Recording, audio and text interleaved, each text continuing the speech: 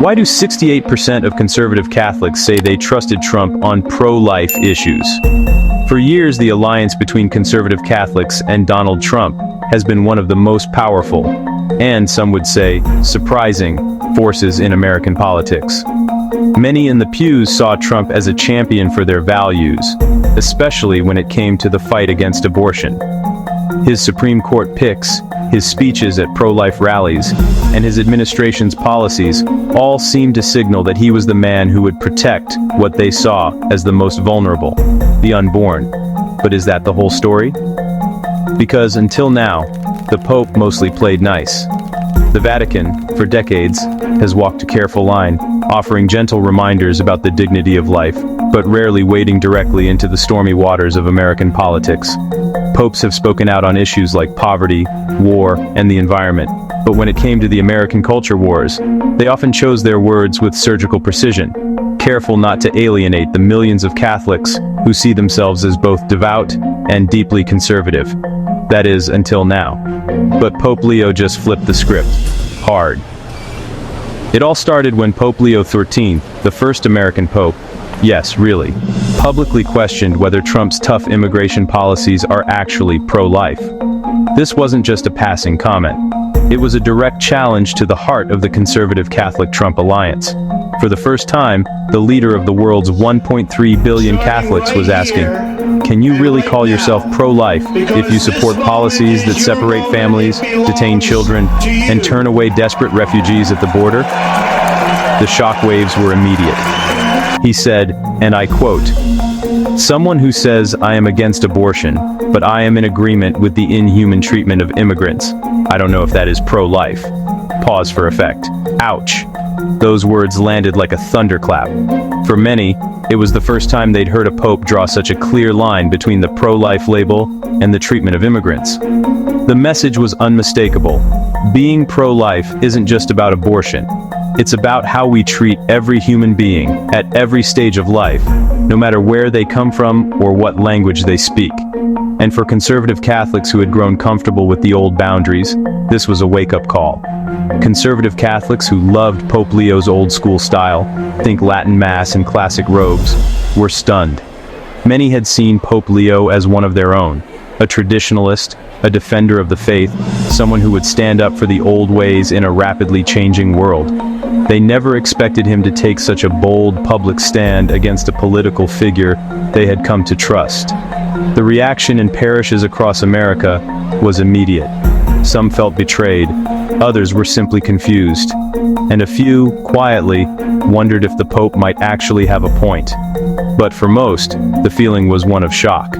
Former fans like Bishop Strickland called his comments confusing, and Catholic blogs begged the Pope to, well, take a vow of silence. The Catholic media world lit up with hot takes and heated debates. Some accused Pope Leo of playing politics. Others said he was simply reminding Catholics of the Church's long tradition of caring for the stranger and the outcast. Conservative commentators, who had once praised the Pope's devotion to tradition, now found themselves scrambling to explain or defend his words. The divide was growing. Even the Trump team fired back, insisting their policies are humane. White House spokespeople pointed to efforts to reunite families, improve conditions at detention centers, and prioritize the safety of American citizens. Trump himself took to social media, defending his record and accusing the Pope of misunderstanding the realities on the ground. Supporters rallied, arguing that strong borders and a secure nation are themselves acts of compassion, protecting American families from crime and economic hardship. The debate was no longer just about policy, it was about the very meaning of pro-life. So what's really going on? At its core, this is a battle over what it means to be Catholic in America today. Is being pro-life just about opposing abortion? Or does it mean defending the dignity of every person, from the unborn to the undocumented? For decades, many Catholics have felt forced to choose between their faith and their politics. Now, with Pope Leo's words echoing around the world, that choice feels more urgent and more complicated than ever. The conversation is spilling out of churches and into living rooms, newsrooms, and social media feeds. Pope Leo's background as a missionary in Peru means he takes immigrant welfare seriously, and he's not afraid to challenge even his own political fans. For years, he lived among the poor and the marginalized, witnessing firsthand the struggles of families forced to flee violence and poverty. Those experiences shaped his understanding of what it means to be pro-life, not just in theory, but in practice. He's seen the faces of children separated from their parents, the fear in the eyes of mothers crossing borders in search of safety. For Pope Leo, these aren't just political talking points. They're real people, with real stories and real suffering. That's why he's willing to risk controversy, even if it means angering some of his most loyal supporters. The result? A holy mess, where faith and politics are suddenly at odds. For some, this is a crisis. For others, it's an opportunity. A chance to rethink what it means to be Catholic and what it means to be American. The debate is forcing Catholics to grapple with tough questions. Can you support a politician who aligns with your values on one issue, but not on others? Is it possible to be both pro-life and pro-immigrant? And what happens when the leader of your church challenges the very foundations of your political identity? There are no easy answers. Will this shake up Catholic voters? Change how religion and politics mix in America? Already, there are signs of a shift. Some Catholics are re-examining their political loyalties, asking whether their faith should come before their party.